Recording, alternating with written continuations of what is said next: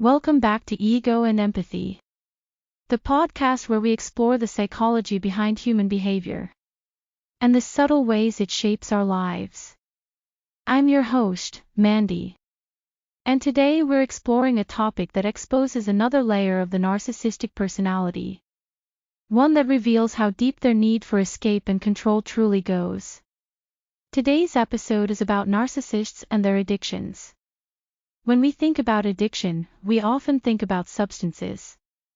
Alcohol, drugs, gambling. But when it comes to narcissism, addiction takes many forms. It's not always about the substance itself. It's about the feeling it creates. The temporary relief from an emptiness they can't bear to face. At the core of narcissism lies a deep, fragile insecurity. A hole where a stable sense of self should be.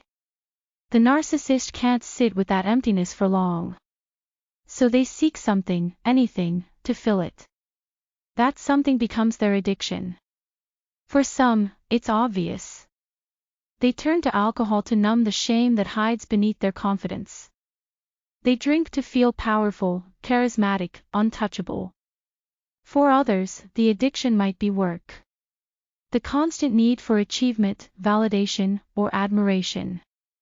Every success gives them a hit of superiority. But it never lasts. Soon they need more. More praise, more attention, more control. Then there's the addiction to people. This one is perhaps the most dangerous. Because it doesn't look like addiction at first glance. It looks like charm, romance, and passion. But in truth, many narcissists are addicted to the emotional highs and lows they create in relationships. The rush of love bombing. The thrill of control. The satisfaction of seeing someone break under their influence. When the supply of admiration fades, they discard the person and look for the next emotional fix. Every narcissist is an addict in one way or another. Because every addiction serves the same purpose. To avoid the truth of who they really are. Addiction helps them maintain the illusion of control. It helps them run from shame, insecurity, and emptiness. But no matter how much they consume, achieve, or manipulate, it's never enough. Because what they're trying to fill can't be filled from the outside. Let's look at some examples so you can recognize these patterns. You might know a narcissistic parent who drinks heavily but never admits there's a problem. They say things like, "I can stop anytime," or "I just like to relax." But when they drink, they become cruel or explosive. And the next day, they act as if nothing happened. That's not just alcohol addiction. It's emotional avoidance. They use drinking to control the narrative. To escape accountability. Or maybe your partner spends hours online, addicted to attention. Every selfie, every comment, every like feeds their ego.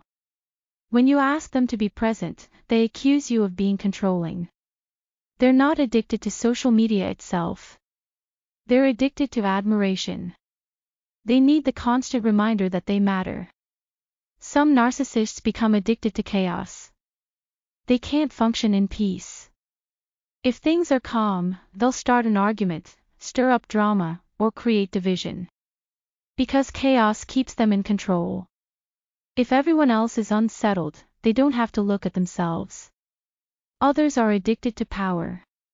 They manipulate, lie, or charm to stay on top. You'll see this in workplaces, friendships, or families. They crave dominance the way an addict craves a drug. Because control makes them feel safe. But here's the paradox. Every addiction that promises control eventually controls them. The drinker becomes dependent on the bottle. The attention seeker becomes desperate for approval. The manipulator becomes trapped in their own lies.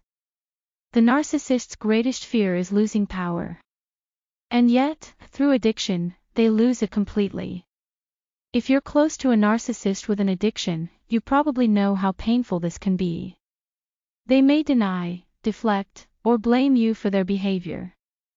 They might even accuse you of being the reason they drink, or gamble, or lash out. They rewrite reality so they can remain the victim or the hero, never the cause. And you're left exhausted, trying to help someone who doesn't want to be helped. Here's the hard truth. You can't save a narcissist from their addiction. You can't love them into self-awareness. You can't pour enough compassion into a void that refuses to be filled. Healing can only begin when someone is willing to face their own reflection. And most narcissists are too afraid to do that. So what can you do? You protect your peace. You set boundaries around what you will and will not tolerate. You stop rescuing them from consequences. You stop believing their promises when they relapse into manipulation. Because the moment you stop feeding their denial, you start feeding your own recovery. And here's something to remember. Addiction and narcissism are both forms of self-escape. But while you may have spent years trying to understand them, it's time to turn that compassion inward. Ask yourself, what am I addicted to in this dynamic? Am I addicted to fixing, to hoping, to believing they'll change? If so, your healing begins by breaking that pattern. Because the truth is, you deserve relationships that don't require constant rescue. You deserve peace without performance. You deserve love that doesn't come with conditions or chaos. So after you finish listening, take a moment to reflect. Think about what patterns you've seen in the narcissists around you, and how those patterns may have affected your own sense of calm. And most of all, remember this. If it doesn't feel healthy, it isn't. If it doesn't feel safe, it's not your job to stay. If this episode resonated with you, please subscribe to the channel and tap the bell icon, so you'll be notified when new episodes are released. There are many more episodes exploring narcissistic behavior and how to reclaim your peace and power from it.